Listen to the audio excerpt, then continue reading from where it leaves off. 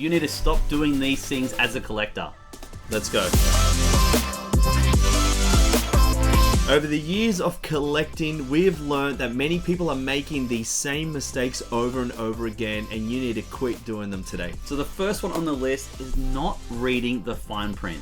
So when you're buying something online and you've got the picture and the title, sometimes looking at that is not enough, and you need to dive a bit more and making sure you're getting what you're paying for. For example, there have been times where I've gone in and purchased a console for like $50 or $100, and you're like, wow, this boxed console is so cheap. You're just buying the box, and I've learned the hard way. So always read the fine print when purchasing online. Okay, I've never done that, so I have. I'm not a retard, so You can't say that. Oh, you bought a console just at the box. Lols.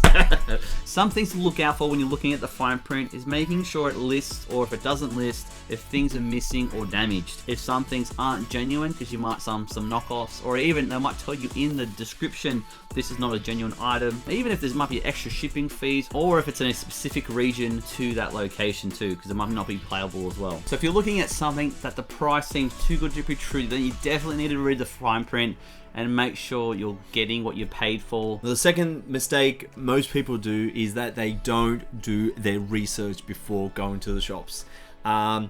Gaming products at the moment are selling really hot and very overpriced at some places, and so if you're not careful, you can get ripped off. Every time I go for a bid, I am always looking at what things have sold for. So a little tip when you're going onto, like, say for eBay, look up a specific game, like say Super Mario 64.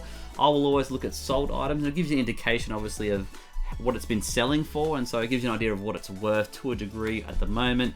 So always do your research so you don't get caught in the moment and buying something more than what it's worth. Now, I've done that so many times. Our latest video, we went game hunting, and I really want to pick up the Simpsons Hit and Run, and I saw it for $80, and I thought, man, it must be worth that much because they're all $80 and other ones at $35, and I didn't, and I'm really happy because we went on eBay and we realized that it was actually sold for a much less price, and so I'm getting ripped off. If I didn't know that, I would have been ripped off. Yeah, so do your research. And the third point is you need to be patient. If you don't want to go broke, but you still want to obviously get the whole collection, This is one you go with. You need to be patient. What patience helps with is not rushing into a purchase, buying something you actually don't really want. Like, I've actually saved a lot of money just by simply saying no. Bruh, everybody in the world saves money by not buying something. Well, you didn't save money, you didn't spend money, so of course you saved it.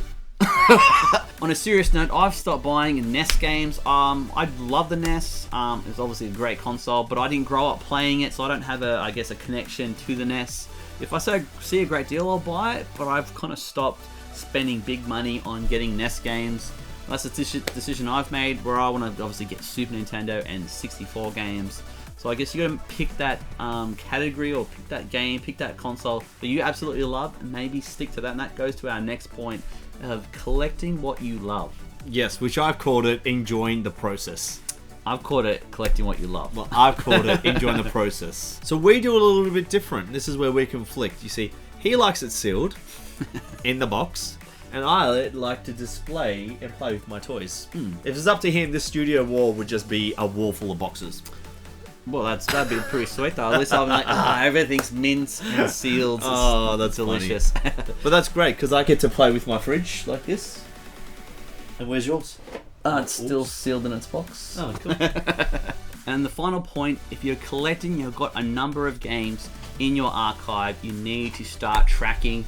Because if you don't, you'll do what I did when I first started collecting, and then double up on buying games. When you buy a box set of the Nintendo 64, and then 5 months later you see it and you're like, oh, I need to get this, and then you buy it and not realizing you've already got it. So you need to start tracking, because it obviously helps reminding yourself how much you paid for something, and it obviously tells you how much it's worth. I've got an app here. There's so many out on in the app stores. I've got one called CLZ Games, and it tracks. You kind of enter in your game. You tell it if you bought it in card or box. And it even tells you what it's worth as well, so it's pretty sweet, and you can alphabetize it. So we hope that this episode has helped you realize the mistakes you might be doing, or even stop you from doing it in the future. Make sure you subscribe and help us grow this channel even more. Hey, check out our Nintendo 64 collection right here. Or you're telling me to point somewhere. I don't know where the video is going. Check out our collection. And yes, thanks for watching. We'll see you guys next week. See ya. Peace.